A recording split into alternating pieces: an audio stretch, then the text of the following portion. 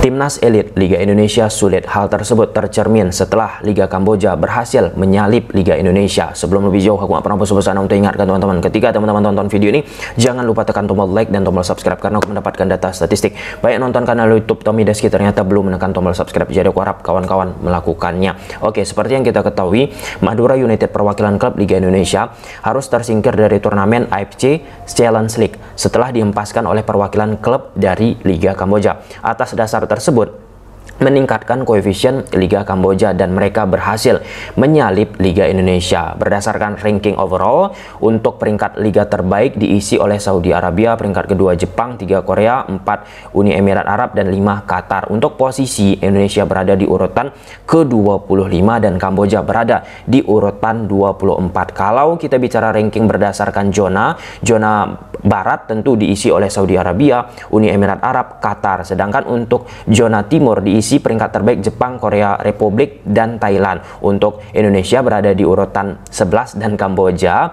berada di urutan 10. Kamboja, Singapura secara otentik mereka barnya warna hijau, artinya ada peningkatan. Untuk Singapura, Lion City Sailors dengan segala keberuntungan yang mereka dapat di level Asia ini mendongkrak yang namanya Liga Singapura. Nah, di beberapa case untuk kawasan Asia Tenggara, kenapa mereka bisa melesat koefisien rankingnya luar biasa? Karena ada klub yang berhasil menggendong mereka. Kita katakan saja di Liga Malaysia ada GDT alias Johor Darul Takzim. GDT itu berhasil menggendong luar biasa akselerasi poin terhadap Liga Malaysia.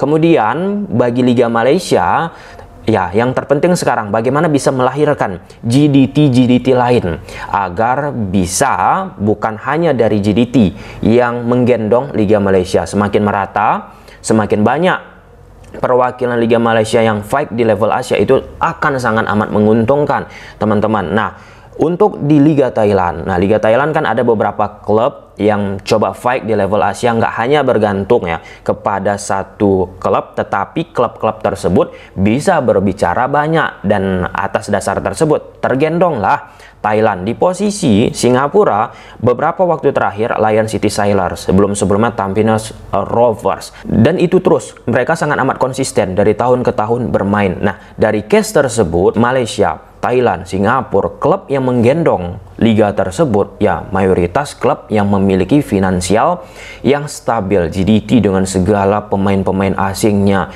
Buriram, Port FC, kemudian Singapura dengan fasilitas bombastis yang dimiliki oleh Lion City Sailors. Kamboja pun dengan beberapa program yang prestise yang coba ditampilkan oleh federasi sepak bola mereka. Nah, jadi perlu ditekankan bagaimana caranya untuk meningkatkan koefisien liga. Lagi dan lagi, perwakilan klub kita harus bisa bersaing. Perwakilan klub kita di beberapa kesempatan yang sudah dihadiri di beberapa musim terakhir tidak bisa begitu fight lah ya, memberikan dentuman hebat khususnya di level keduanya lah, AFC Champions League tuh kawan-kawan. Terakhir Persib Bandung pun mengalami yang namanya kesulitan. Yang kedua, untuk Liga Indonesia kita belum ada tim yang secara sustainable tampil di level Asia. Jika kita bahas negara tetangga kita, klub-klub mereka sustainable itu bermain di level Asia. Sedangkan kalau kita kan masih berganti-ganti, kadang Persib Bandung, kadang Bali United,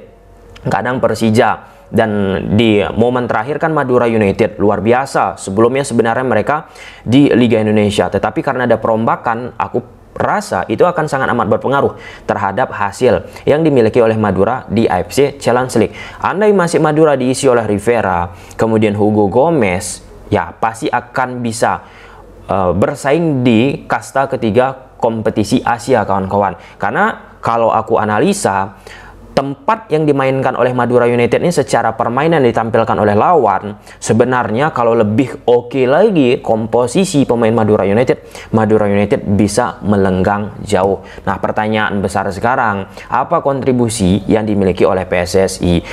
Aku membaca artikel kawan-kawan sebelum membuat video ini, beragam target lah dari PSSI. Harapannya bisa menjadi liga terbaik kedua di kawasan Asia Tenggara, kemudian di tahun 2030 bisa menjadi liga terbaik di kawasan Asia Tenggara. Nah, how to-nya ke sana itu bagaimana. Aku baca juga dengan perbaikan wasit kita, dengan penggunaan video assistant referee, kemudian ya melakukan kerjasama, studi banding dengan Jepang, bla bla bla bla bla bla. Nah, dan ada satu hal juga disampaikan oleh Pak Erick Thohir. Kalau misalnya PSSI di PT LIB selaku operator Liga Indonesia, sepak bola Indonesia, saham yang dimiliki PSSI hanya 1%. Sisanya beredar lah ke klub dan seterusnya. Jadi dalam konteks tersebut, sangat amat besar nih peran dari PT LIB selaku operator kita. Kenapa? Salah satu hal yang menggemaskan bagi aku dari musim ke musim saat perwakilan Liga Indonesia tampil di level Asia, soal penjadwalan.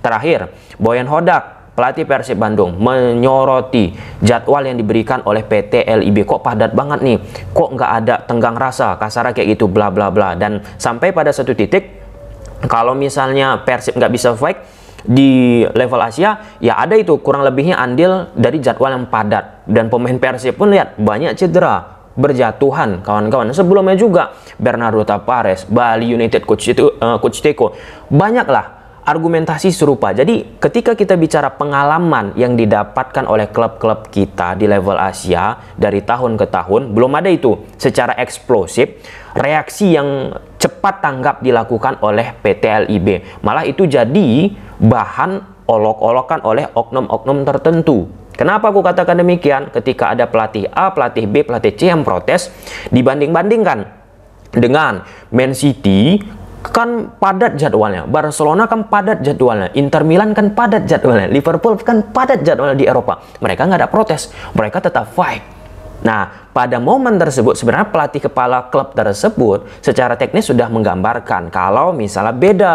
Pertama, jarak antara Indonesia dengan negara-negara kawasan Asia, jarak tempuh jauh itu melelahkan. Kalau di Eropa perjalanan mereka ya mayoritas nggak panjang lah, nggak long seperti yang dilakoni oleh klub-klub yang ada di Liga Indonesia. Kemudian skuad kita, skuad yang dimiliki oleh klub Liga Indonesia tak setebal skuad yang ada di klub-klub Eropa. Dan ya kualitas recovery penunjang, aku pikir yang ada di Eropa klub-klub mereka sangat amat ya mereka perhatikan bagaimana recovery itu bisa cepat. Kalau kita kan segala fasilitas coba dioptimalkan lah ya, tetapi aku pikir ya itu pasti akan sangat amat mempengaruhi. Nah, kalau kita bicara elemen-elemen tersebut saja sudah banyak itu di media sosial. Akhirnya ya itu tadi sulit kita pun melihat lah ya komposisi klub kita ini bisa bermain seideal mungkin. Kalau GDT di beberapa musim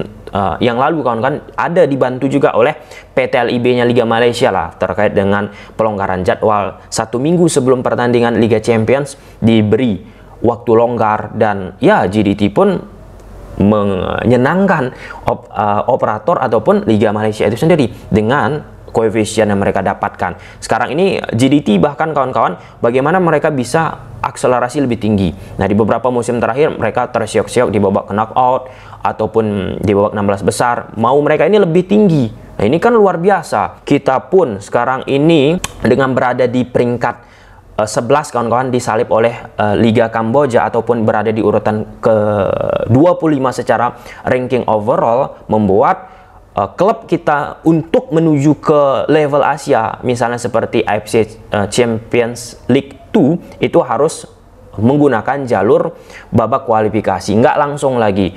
Dan ya ada satu kuota untuk AFC Challenge League. Terlepas nanti apakah ada dinamika dari klub Korea Utara. Korea Utara di beberapa momen terakhir mereka klub-klubnya nggak lolos AFC licensing club. Oleh karena itu biasanya kuota diganti oleh klub dari Indonesia yang bisa tampil langsung di turnamen tersebut tanpa ada jalur kualifikasi. Nah, kalau kita hitung-hitungan di atas kertas, ya posisi klub kita sedikit untuk tampil di level Asia. Nah, inilah yang menarik ya kawan-kawan, di saat kita pun nggak bisa menyingkirkan yang namanya gengsi terhadap sebagian oknum ketika klub mereka tampil di level Asia dibentrokkan dengan klub mereka tampil di Liga 1. Ada momen misalnya klub mereka di Liga 1 kompetisi domestik menghadapi klub A, B, C, D, E yang secara prestisius sejarah ini luar biasa pertandingannya, membuat pelatih pun pasti berpikir tuh ini kalau kalah di pertandingan tersebut bisa bahaya, kasarnya kayak gitu kawan-kawan. Oleh karenanya ya dihempaskanlah ataupun dijadikanlah prioritas untuk level Asia ini menjadi target yang kedua saja. Kita fokus ke kompetisi domestik yang harusnya itu kan nggak boleh. Tetapi karena itu tadi jadwalnya pun padat bagi pelatih klub, sulit pelatih klub pun untuk mengotak-ngatik, kemudian banyak pemain cedera, mau tak mau. Nah ini kan multi kompleks, dan posisi PT LIB ini memang benar-benar harus bisa merombak situasi yang ada kawan-kawan. Dulu Liga Indonesia berada di peringkat ke-8 Asia, fight banget tuh di zaman Indonesia Super League. Sedangkan di hari-hari kebelakangan ini kita mundur ini. Lawan-lawan kita sebelumnya sudah melesat maju. Ketika kita stuck, nggak ada dentuman-dentuman eksklusif, dentuman-dentuman bombastis yang dilakukan operator.